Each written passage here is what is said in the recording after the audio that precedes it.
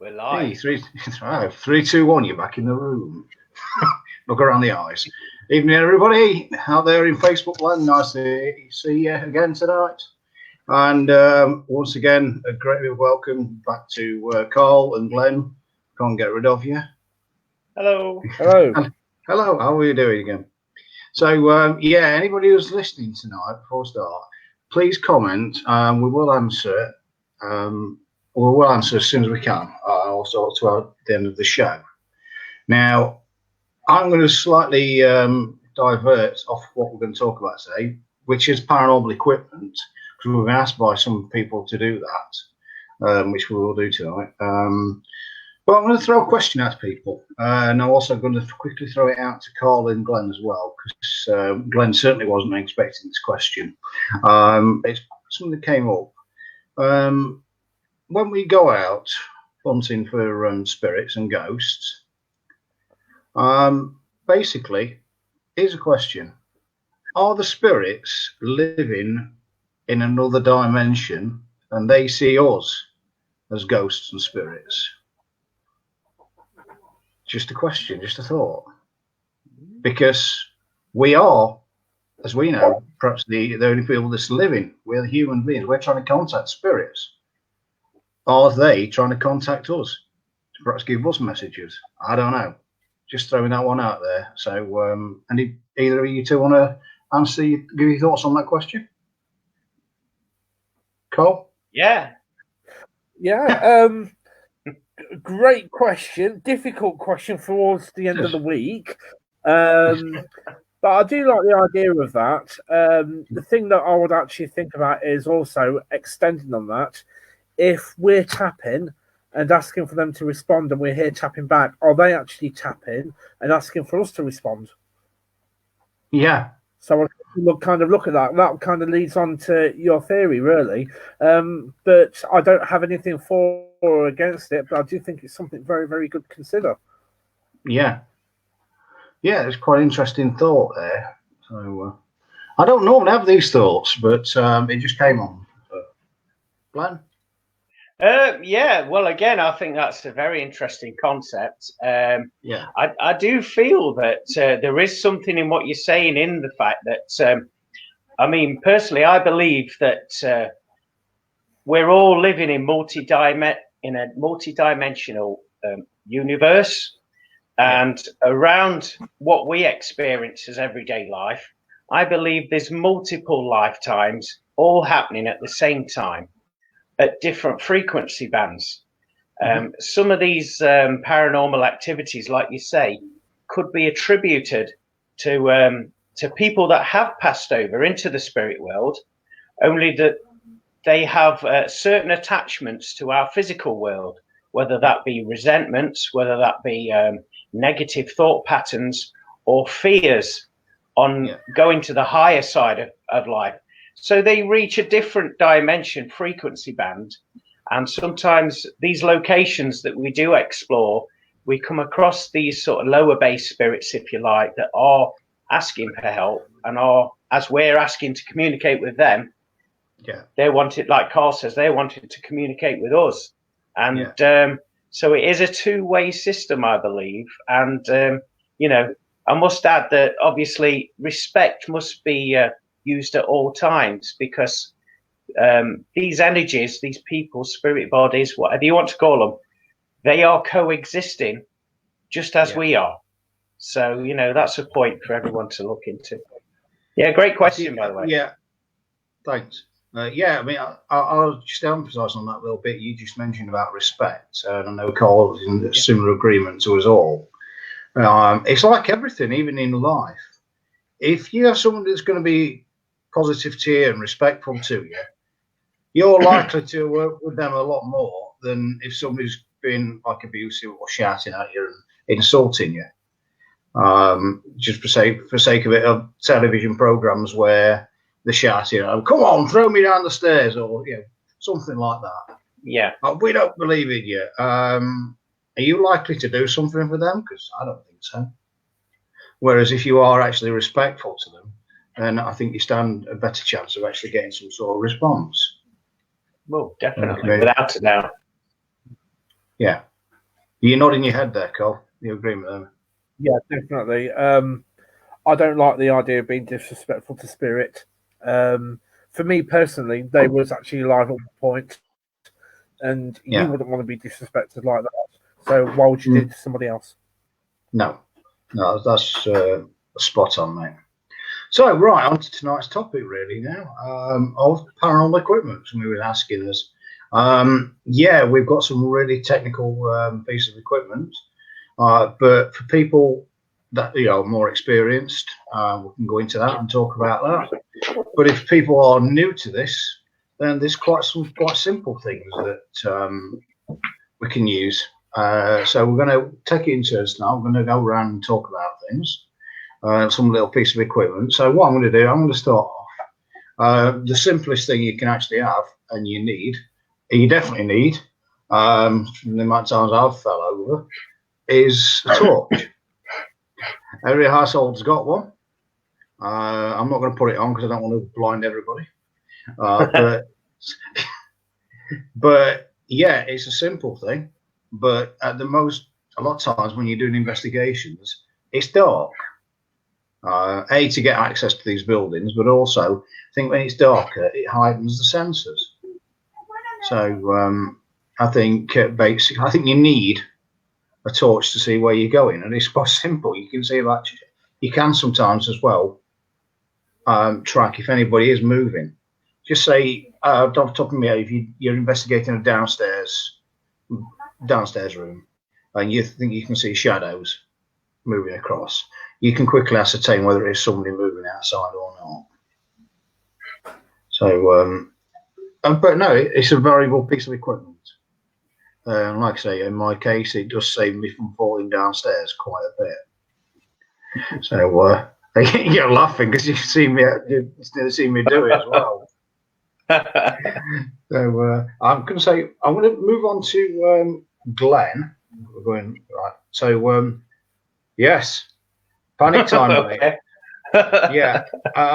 You wanted to talk about your the app that we mentioned last week about the Spirit app on your mobile.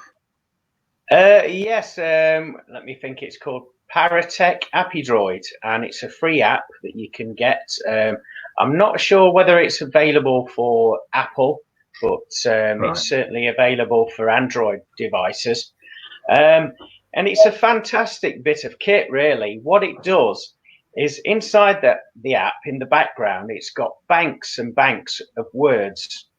Okay, and how it works is very similar to EMF. It picks up on different frequencies within a location where you're at. And upon asking out, you turn the app on. I mean, it's very simple to use. You turn the app on, and you ask out loud any question, and if there is any spiritual activity in the room, they will use their thought vibrations to match a frequency, which then corresponds to a word in the Appydroid bank of words. So it's all very sort of scientific and a bit tech, but yeah, so I would say every word that we speak, no matter what language it is, it has a frequency as an energy source, and it also has a thought vibration and a thought frequency. Well, this app, like I say, it connects with that, and whatever words or communication spirit want to bring forward to you, then they will do that, and they will tune in and send their thoughts over to you by the app. The good thing about the app as well is it saves all the communications. So an investigation, for example, it will track and save all the history of that investigation, where you can go back, check the times when these words was corresponded to you. So it's good for that after the investigation, but also during the investigation. What I like about it is it's very instant.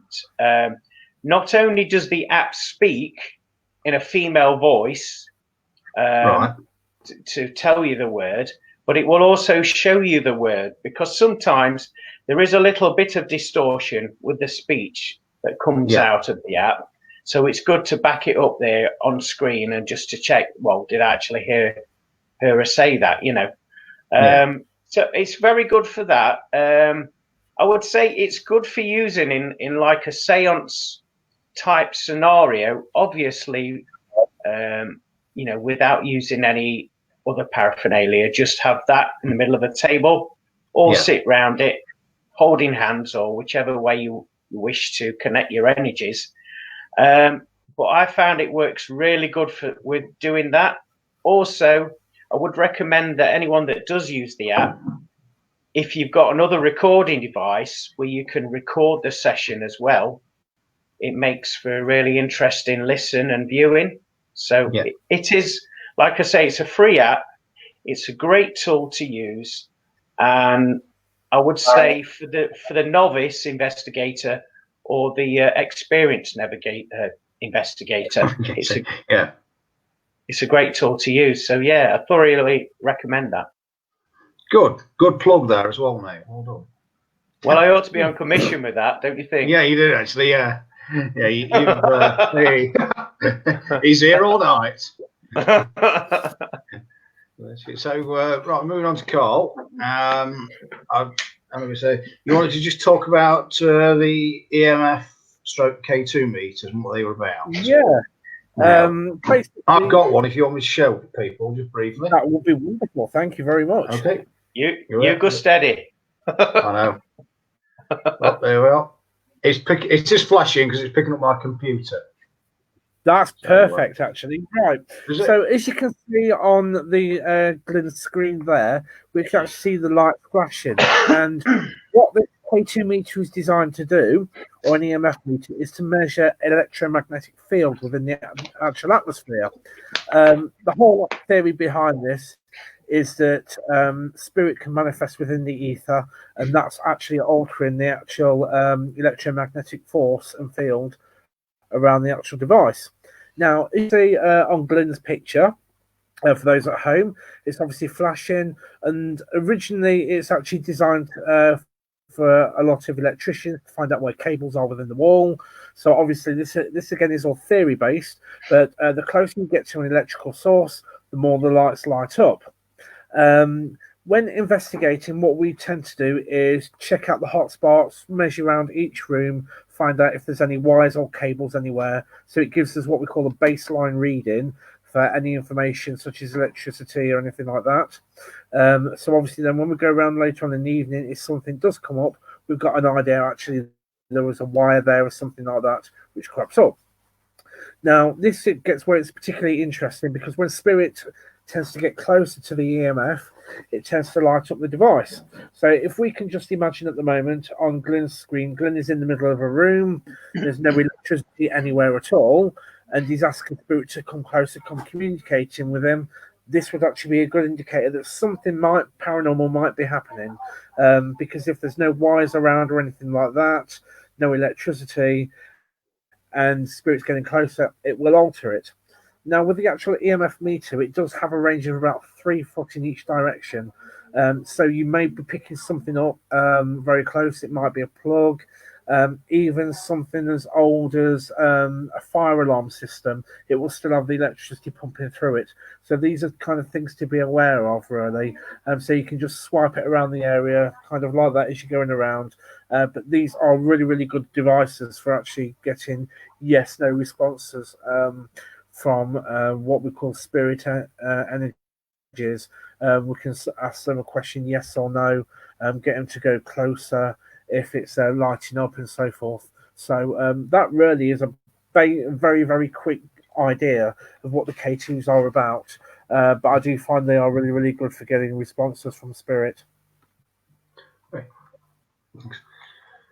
Excellent. My arm were getting a bit aching a bit there, so I'm glad you rounded that off, Carl. Yeah. Right. So the EMF machines, really, I think they're a similar thing, aren't they? It's just this has got lights. Yeah. Yeah, definitely they are. Yeah, they kind of have the lights effect. So they've got a lot more lights, but the more spirit gets close to it, the more it interacts with the actual environment. Yeah. That's great. Thanks for that, Carl. Really interesting. So, next piece of equipment I'd like to show is, I knew Carl mentioned about the K2 meter, you get electricians. So, this piece of equipment I've got here, I don't know if you can see it. Basically, it's I'll put it this way, a thermometer temperature gauge. So, and what's this basically is measured the temperature in the room. So, again, once you go into a room, I take the temperature, do a baseline reading, get some general readings for it. Basically, all you do is point a laser. Again, I'm not going to do it, but basically, you just point the laser at the target, and it reads the temperature. Simple as that. Now, where it comes in handy is if people start feeling cold spots, and then you can say you take a temperature again. Generally, in buildings, a drop of about 1 degree is probably not paranormal whatsoever. It's a normal natural occurrence.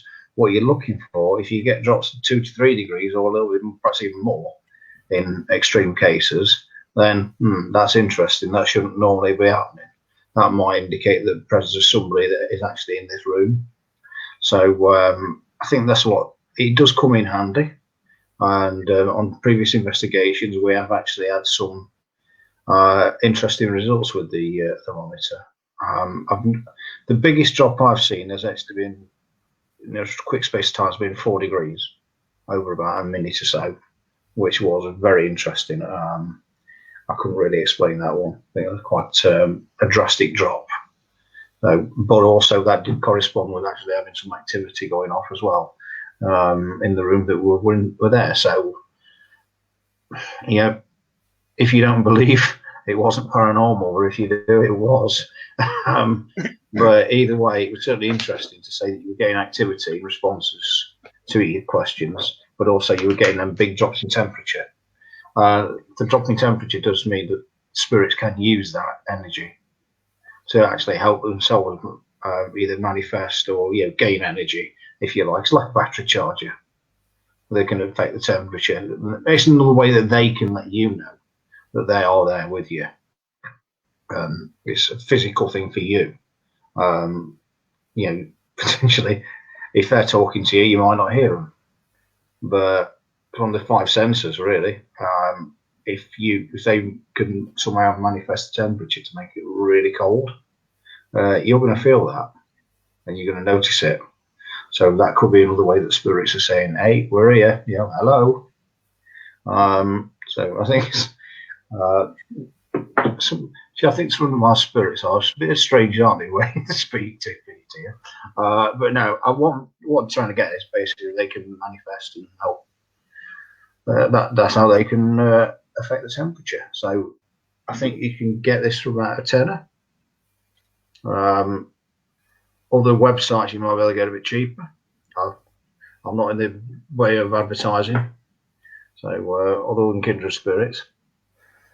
Glynn, can I ask a question, mate, for the people watching?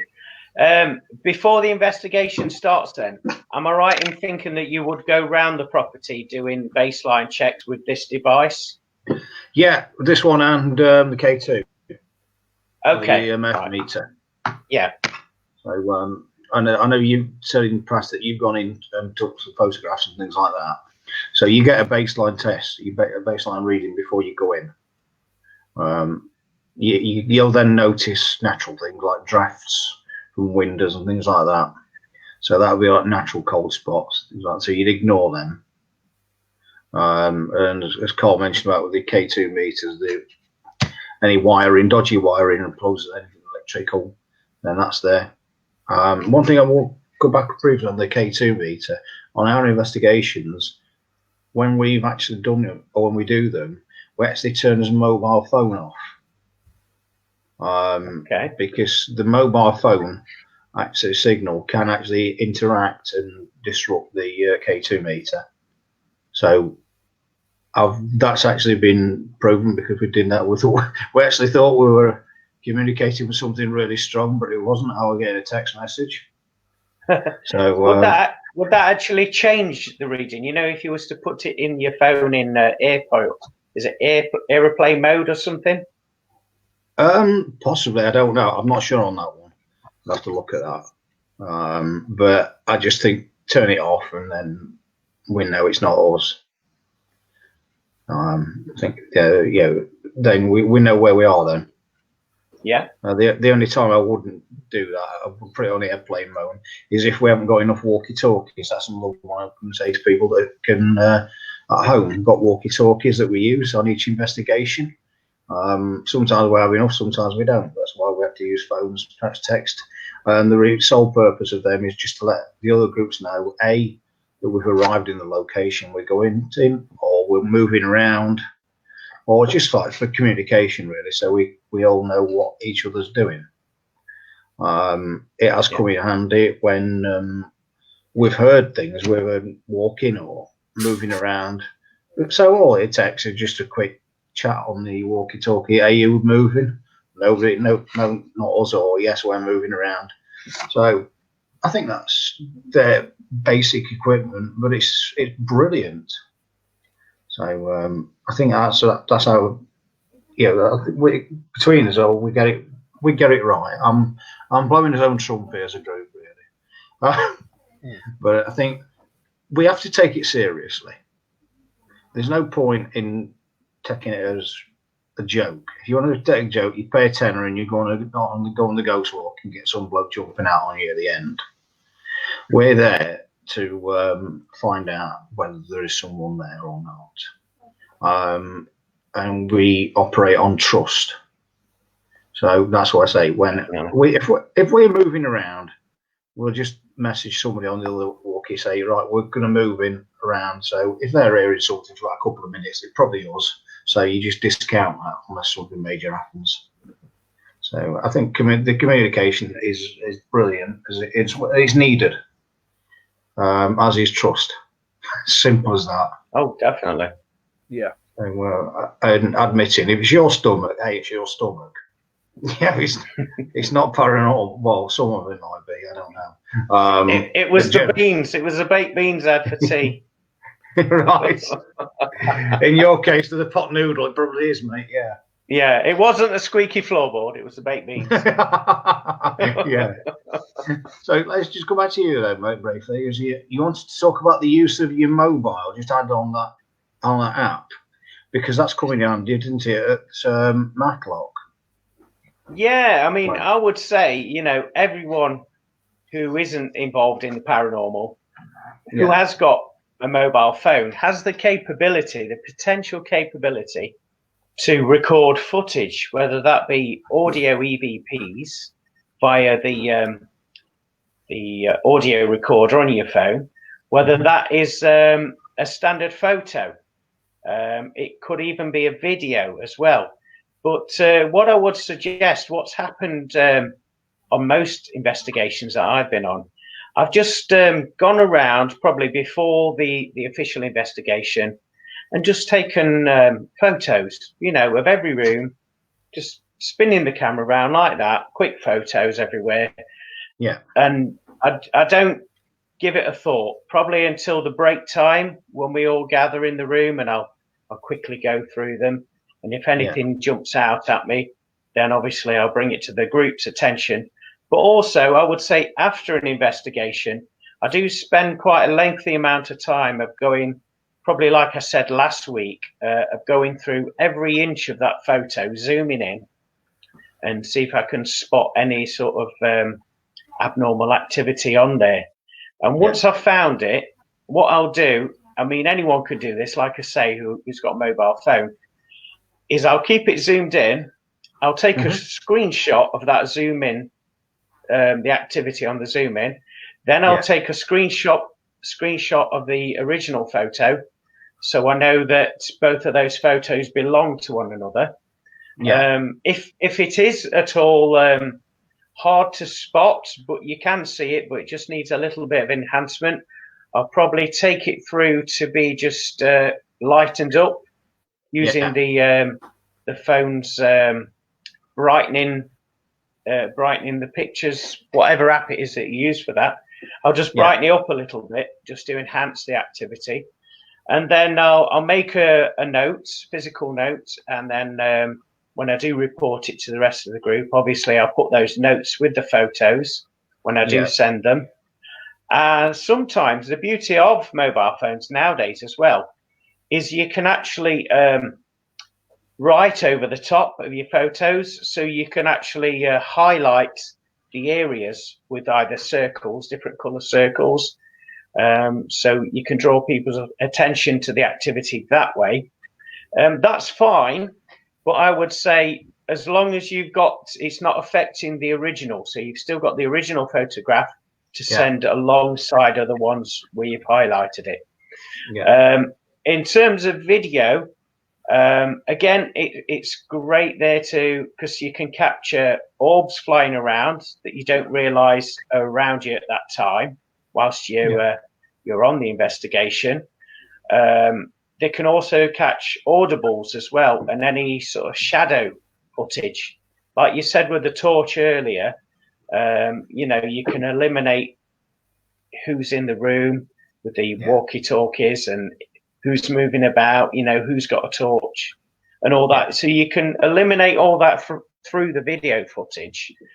But obviously my forte is audio as well, hence the studio behind me. So what I do with any audio footage that either I've collated or yourself or anybody in the group, I'll bring it into the studio after the paranormal investigation. Just thought, and I'll go. Mate. Sure. Because I was going to talk about dictaphones later on. So, and that would tie in. If you want to, if I just talk about the dictaphones, and do you want to tell them about the audio after that? Yeah, sure. Yeah, that's fine. Yeah. Yeah, just thought that might like tie in there a little bit there.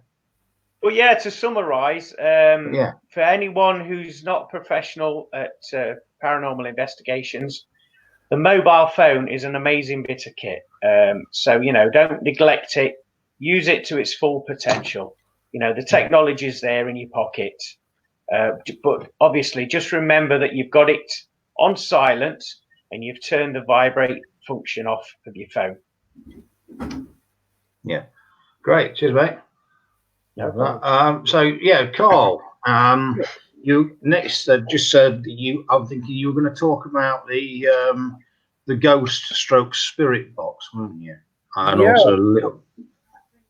So, do you want to tell people about that? Yeah, okay. So the ghost box, also known as Frank box, broken radio, loads and loads of different names for it, okay? But what it effectively is almost like normal, where it has been slightly tweaked. So when you are automatically searching for radio stations, it will automatically bypass them, and it will just keep hearing the white noise. So almost like visual audio representation of white noise, what you see on the old TVs, you know, flickering between the channels. Yeah. And the whole idea is that Spirit can use that white noise in order to actually make voices come through the actual radio. So the whole idea is you can use that, ask questions, and see if you get some audio responses back. I've had this on previous investigations before with actually a good friend of mine, AJ, who's watching tonight. So I'm just going to do a quick vlog and say hello, AJ. She's been with me in a room where we've actually had great audio coming through these radios, great responses. And although you can, you know, there is the theory that it could just be random words coming through. The whole idea is when it's actually using the words that is directly related to your sentences and your questioning.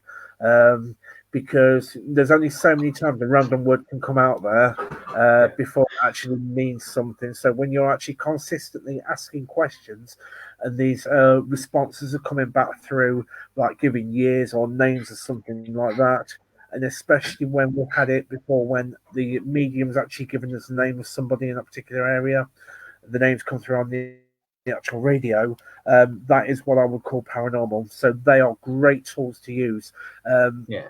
You can buy them basically anywhere, really, off websites or anything like that. Again, it's not specific. It's never been specifically created for ghost hunting. It's just a normal radio that has been slightly tweaked to take out the FM receiver and tuner, so then it can just keep searching through the white noises, so it will not link on any actual station. Yeah, that's really interesting, mate. Definitely. I think it's something that anybody can do as well. It is. Yeah, you don't have to be an expert, or at least with one of these devices, you can do it day or night. Like investigating day or night, and it doesn't matter, where you are, who you are, what you do, or anything like that. It is easy to use for anybody. Yeah, that's great. Thanks for that, mate. Now, what I was going to talk about was my particular personal favourite bit of equipment on investigations, and that's going to link into Glenn. And that is the dictaphone. It's a simple bit of kit. I got mine for Christmas one year. Absolutely stunning. I think you can either quickfire, what are called quickfire EVP sessions, where you just ask a question and then stop and record it and see if you've got an answer, or you can just leave it recording for the whole session. Granted, you do have to listen back to it, and it is really a bit of a nuisance at times because you sit back and listening for hours and hours of nothing. However, from what we've got back and EVPs we've caught in the past, it's undeniable, the proof. When you've heard little children speaking to you, or male or female, and you've only been the only person in the room, and you've actually got not just random words, an intelligent response, then sometimes we think we're a bit odd going around on a Friday or Saturday night, freezing cold, travelling miles and nothing happening. But you get a decent EVP or some activity, and you think you've had a fantastic night. And I think everybody who does this will agree with that. Really, that statement that what you go for is activity and to know that life exists. So I think all it is basically, you set it up and just basically it does what it says on the tin. You just press record, and you listen back to it afterwards. Now, sometimes it is really, really clear. I am going to use one of my classic stories of when we went to Jamaica and we contacted that little boy. In the oh, you're right, Glenn. Sorry. Yeah. Are you dying or is it serious? I'm all right. I'm good. Yeah, all right. So we're not. So we've not got to get anybody else to do it then. No. Carry on. Okay. Carry on. Fine enough. I thought we were going to have a spirit board session here. We'll have to get EVP for Glenn to come back through. Well, looking at my image on screen, I'm whiter than a ghost. I don't know what's happening there. Maybe it's this lockdown that's done it to me. I don't know. Could be, mate. Yeah, but the EVP we got from Jamaica in. We're communicating with a little boy. I will find this out actually because it's just the best one I've ever caught. And once it moving across, we could feel the energy in this room, and I think everybody who does paranormal investigations, and this will lead into what Glenn said perhaps later on, is we can feel when somebody's in the room. You can sense it. Yeah. And we said, do you want to move on? We've got a real fantastic knock in response to it. And cutting the story short, we just heard must have been a little boy saying, I can see my mummy when we're opening up the portal. He said, I can see my mummy. And then the person who's doing the sort of like sending on, if you like, sending them over to the other side. It says, you can let go now. And just as she said that, you heard that little lads going, oh, thank you. And they went. Wow. Beautiful. That's tremendous evidence there. It is. I will find it out. And I think it's just a stunning EVP. Be nice to hear that. Out there, yeah. So for anybody out there who wants to do something like this, don't think if you had a quiet night or you think you've had a quiet night that you might not have. You might have had something like that, and that makes everything worthwhile. So I was thinking that ties in, Glenn, with what you were saying, wasn't it, about your studio and your enhancing audios? Because we did that last week with the Galleries of Justice, the Whispers. Oh, that's right. So do you want to tell the viewers about that? Like how you do that? Yeah, sure. Well, after an investigation, collate all the audio evidence, and it can be quite time consuming, as you can imagine. But one of the beauties about transferring it over into the studio is you've got a visual representation of the audio in wave format, so you can actually see the spikes, the peaks in the audio, where some activity is actually there. So no matter how small it is, you can see a little spike there. Also, so does that help to sort of like narrow down what you're looking for then, and save you a bit of time? Yeah, well, it helps you to, like you say, explore that piece of audio because you can visually see it, the spikes there. So you might not always hear it, which leads me on to the next process. So I would isolate these peaks and save them into another file format. And I'd delve in a little bit deeper with various treatments. So I'd try and clean up the sound for a start using some audio filters, and then I would use some EQs and some gain boosting as well. I'd also use a compressor, maybe a limiter, and but a bit like tuning a radio, with the EQ frequencies, using a visual EQ meter. You can see where the peaks are hitting frequency wise as well. So you can organize your EQ bandwidths to correspond to that frequency that you want to target. And so you can isolate that frequency, pull it out, make it louder, make it clearer, and then you can save that as another file. And so sometimes you have to go over this process several times because, again, like I mentioned earlier with the photographs, I zoom in. Well, basically, I'm kind of doing this, but with audio. So I'm delving right in and I'm getting into the nitty gritty of the audio, and I'm listening for other frequencies that weren't perceived at that moment in time. And so you'll be surprised. In fact, like you said earlier, Glynn, we actually played a few of those last week, and you'll be surprised what you've actually captured without realizing. I think last week we'd got the audio of two women having a conversation that we didn't hear on the time of the recording. We brought it back, put it into the studio.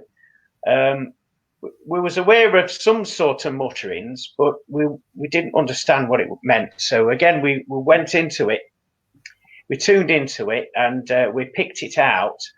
And upon doing that, we got that gem of a piece of footage, that we wouldn't have got any other way. It's a good way as well, bringing audio into the studio as well, from an editing perspective. So you can top and tail these highlights within the audio, and you can make it more sort of presentable to the listener, and you can obviously title them accordingly, so they tally on from one another. So it tells like an audio story of what the event was happening of the evening. But you can really go to town on it with the audio, and like you say, some usually female voices are quite high in the register, and sometimes they use whispers a lot. Now they could be hard to isolate, but you can isolate them and bring the volume of them out so we can hear them. Also, looking into a male spirit voice, a lot of them can use like growls and mutterings, and they can be quite low end register. So again, the complete opposite to a female, we have to go into that low end frequency band and pick those out. But it's certainly interesting, when you spend an evening in the studio after an investigation and just delve straight in. There's always something to find. I think that sort of like ties in, don't it? If you're the high end and the low end frequencies, because a lot of men have got quite a lot of low, deep voices. So that's finding a little bit easier to get that lower frequency, and vice versa with the females, the higher frequency. So it actually ties in as well. Just leaving that EVP from the galleries. About the two women have a conversation.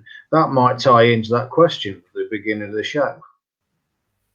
Are they actually having a I've just thought about that as you've been telling it. Wow. Are they actually having a conversation in their own dimension? And they didn't even know that we were there. Tenuous link there. Fantastic.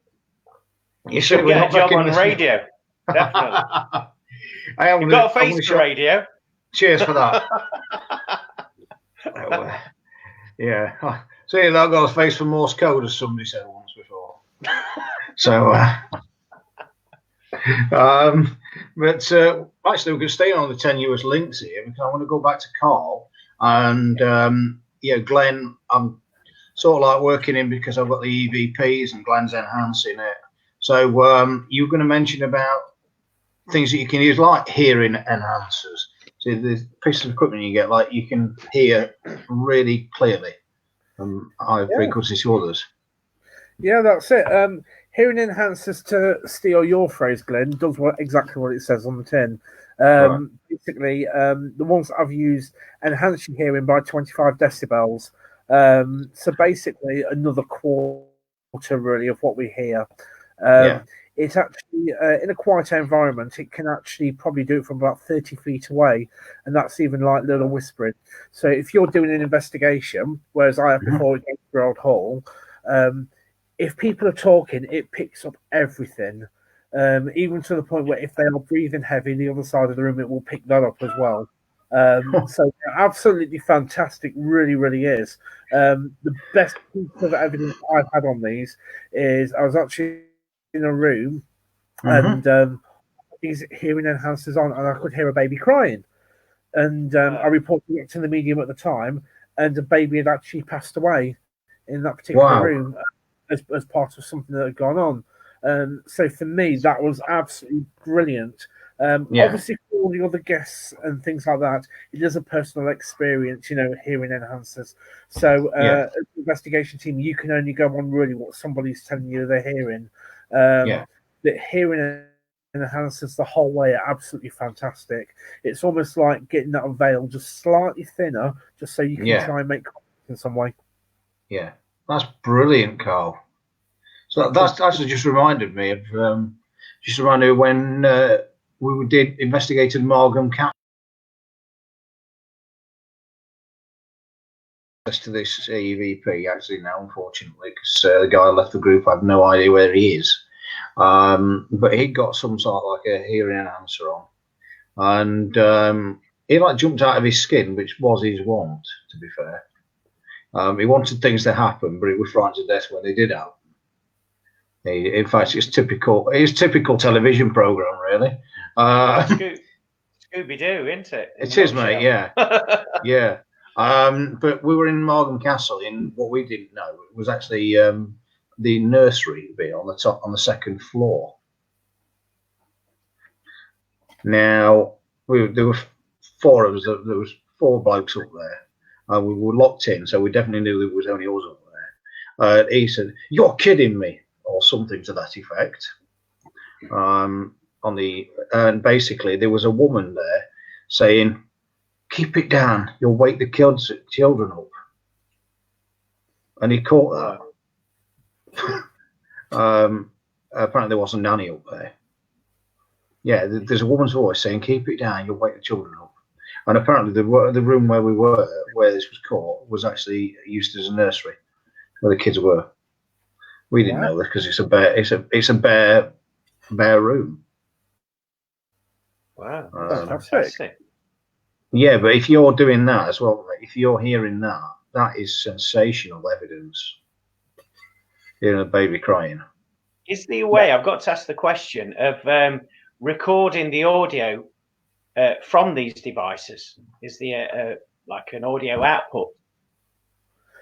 The ones I had were just headphone in, but to be honest, you should be able to if you kind of like did a double headphone splitter and then I'm with you. beaker, then you should be able to some way do that. Yeah, because if you're picking up that sort of evidence, I feel it needs to be documented, doesn't it? You know. Yeah. Fantastic bit of kit. And is that sort of what you hear like these spy films using? You know, that type of equipment. Yeah. So it's on a similar technology to that. I've known in the past, even not going by the shop names, but these cheap £1 shops have actually sold them in the past, and they're just as good. Wow. So the kind of label is like kids' spy toys, things like that, but they are just as good. They work. Fantastic. I'm going to troll eBay now. Yeah. Worth it. Not spending any more than £1. Yeah. Yeah. Yeah. I don't know. That's great, mate. Thanks for that. And that's really interesting. So the last one I want to talk about. Well, there's two things actually. I just thought about. I haven't got it with me, but I've got me in the other room. I've got my flashing teddy, which is my trigger object. Because I've actually got that's. It's all right, mate. You're flashing teddy. Sorry, mate. That's just tickled me. Yeah.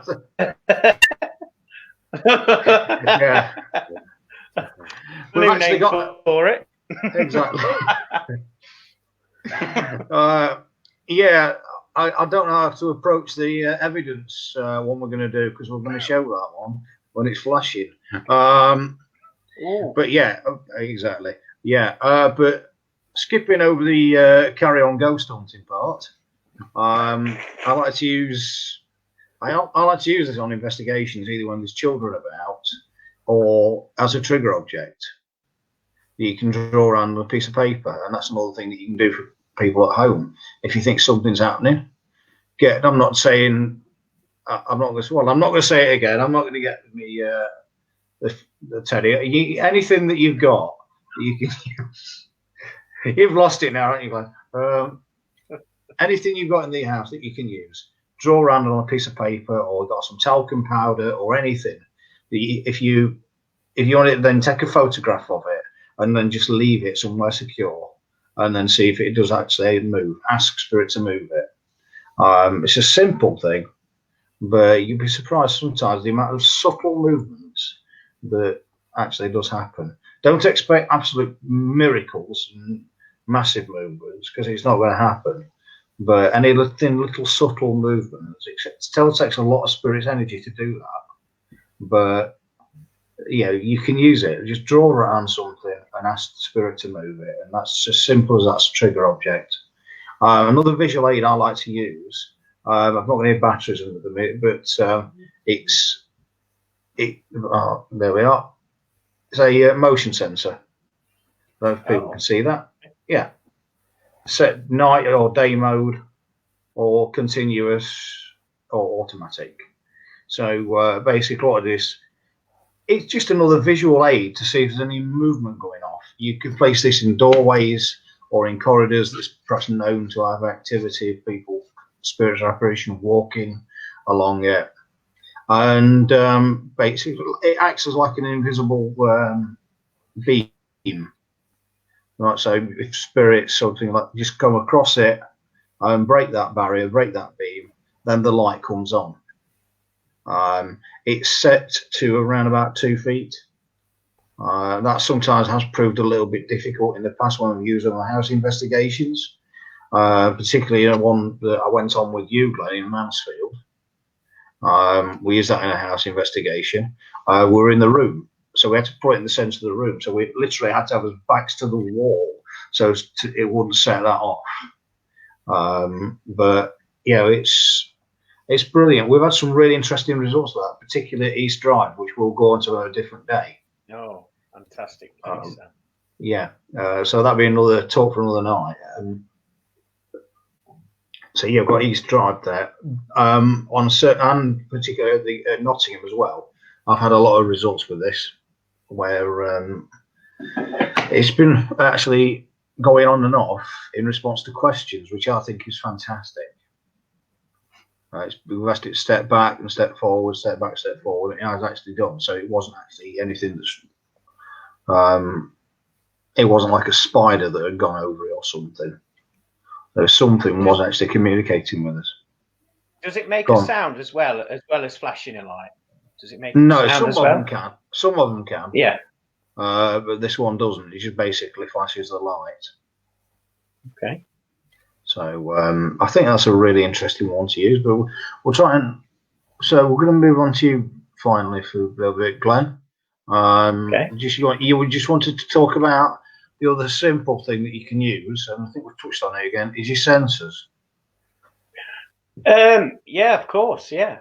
Well, as you all probably know, as it says on screen, I am a spiritual medium, and but not only that. I mean, anyone who hasn't got these mediumistic abilities, you can use your 5 senses. Obviously, your sight, your smell, your hearing, temperature, just a gut feeling as well. And sometimes when you're in a location, you can sense as if someone's behind you or steering at you, and so you turn around and there's nobody there. I'm sure everybody's experienced that at some point in their life. You know, you can feel a set of eyes looking at you. So, you know, you can use that ability. What I would do as well, I'd advise everyone to have a walk round prior to the investigation starting of the location, and just make a mental note of your feelings and, you know, sense of smell and just all your senses as you're going through that walk round, and use that as a baseline test, just like with the equipment. And then when you do go on the start the investigation in the building, you've got like a baseline reading to work from. So, so obviously that is a good point to make. But I would say from a spiritual medium perspective as well, I suppose in a way you've got to be mindful of other people's energies in the room. I'm sure you'll agree, Glynn. Sometimes as a medium, you can pick up other people's like aura and their vibrations, and it can interfere. And so, you know, I know what you mean. Yeah. So you've got to add that into your baseline test as well. So when you're working with new people in a group, just be familiar of their energies, you know, as a medium, and then you can discount that obviously when you go on the investigation. Yeah. But I think that's a natural thing, isn't it, as well? I mean, some people have had a stressful drive to get to where they're building. They're a bit wound up. Or, somebody in Leicester in particular. Well, sat outside a car park and wouldn't move until somebody come and fetched her. She was a little bit wound up when she got there. But no, that's a general thing. Yeah, you can sense when people aren't quite right. Yeah, and I think that does. I don't know if both of you agree as well. When you first do into a room or anything, I think it's valuable. Don't have sensors as well, but maybe once you settle down, to not say anything for about a minute or so, just to come adjusted to the room and pick up any feelings yourself and let your eyes get adjusted to the room and any feelings. I know what you two think about that. Glenn? Yeah, I mean, each room's got its own individual atmosphere. It'll have its own little quirks as well. So it may have its own little creaks, its own little natural air vents and things like that. So I do think it's a good idea too. Yeah. Glenn? I would say again, I suppose it's related to what I was speaking about earlier. You know, if your empathic abilities are switched on, whether you're a medium or you're not a medium, sometimes you can walk in a room and you can pick up an energy that someone's had an argument in that room or negative vibes in that room. Sometimes it's not necessarily paranormal activity. It could be another group that's visited the location and left that sort of energy signature there.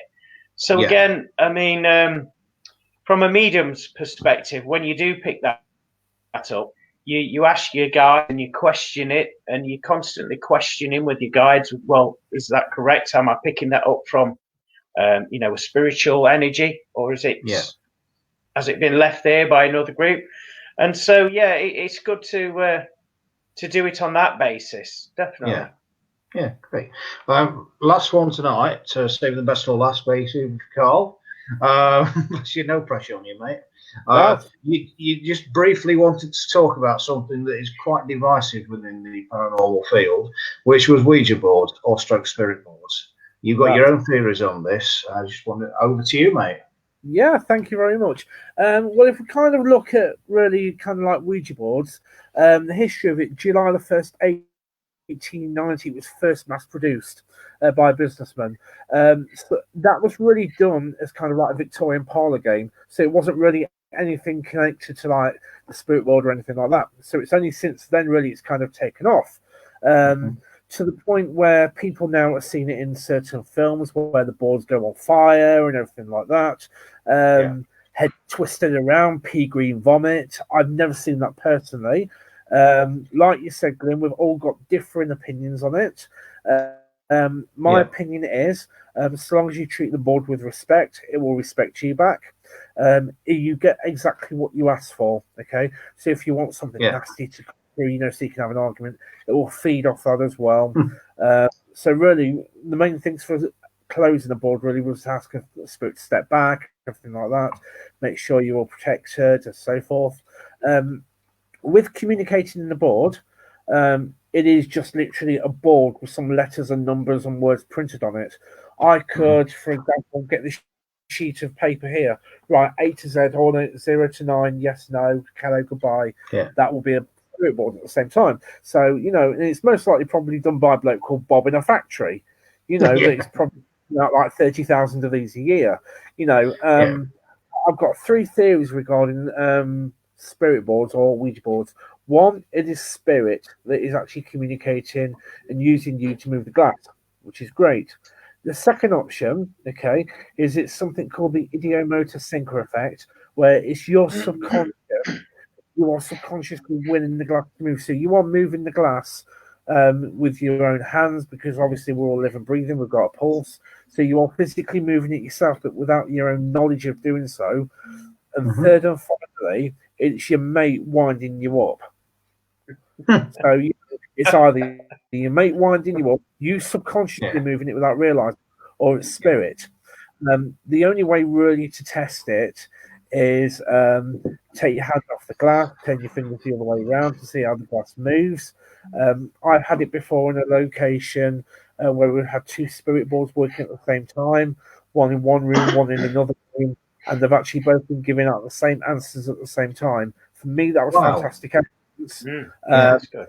But it's something that we've got to be wary of, that it will not always be spirit that's communicating, because it could either be one of our friends doing it, or it could be us subconsciously moving it ourselves because we're so wanting to get a message through. So, for example, you've got a message from a loved one, you're willing, like your grandmother or your grandfather, to come through, so you're subconsciously moving it yourself. And I think really that's where we have to just be aware there's a fine line between abnormal and paranormal. Yeah, that's fantastic, mate. Thank you for that. It'd be interesting to see if anybody actually has any comments, any listeners or viewers, if you've got your own comments or beliefs on spirit boards. Well, we've just got one. Somebody here has just. I'll put it up on screen. There we are. I don't know who it is because it's not giving me the name. Excellent advice with the Ouija boards, Carl. There you go, mate. Somebody else. There we go. Can't see that without my glasses. Can you read that? Yes, it's just another. It says it's just another divination tool. There's some big words on the show tonight, mate. I tell you. You need to remember, you get what you ask for. So that ties into exactly everything you just said, Carl, really, isn't it? Yeah. If you want the positive and the higher and the great best, you will get it. If you want the lower energies, you're going to get that as well. Or if you want your mate, go on. I was going to say, if I could just say a little bit about Ouija boards, is with my experience, I wouldn't advise people to use them But if, for instance, they do use them, like Carl suggested, that they open up and close down in the correct manner, because I'm sure you'll agree, Glynn, we've been to numerous paranormal private investigations with lots of activity, and investigating it, we've found out that someone has used a Ouija board in that property, and they've opened up an energy portal, which has allowed a lot of negative energy and playful, like, negative spirits into the property. So, that is of consequence of not closing and opening the process down. So we've had to go in and close the portals and bless the house, and it can be quite a lengthy process to do that. So whoever uses it, use wisely, do your research first. And so that would be my advice. I mean, to me as well, I know I'm going to wrap this up in a minute. But what I'd say is, it seems to be that a lot of people tend to do it when they've got, they're either drunk or whatever. It's a Friday night, coming from, let's do a Ouija board or something like that. But also, I think some people tend to do it and they haven't got either a paranormal, we'll say, expert or mediums with them who actually knows what to do to actually close this down. And I think that's where it can get dangerous. We've just actually had another couple of messages come up, I think. I'll put them on screen there, Glynn, for you. Yeah, so someone used a Ouija board at my old house and they didn't close it down, and they experienced a lot of paranormal and negative energy in that house, especially with my son. Oh, bless you. I think if you're still having that, then give us a private message, and we'll try and help you if we can. But I think that just explains that what I've just said, really, isn't it? That you don't know. There's another one as well, another comment there, Glynn. Okay. All right, so never leave the glass on the board unattended, as it will open a channel. So advice. I'll tell you what, Carl, I was saying, you start talking about Ouija boards and we've had messages flying in, mate. Okay.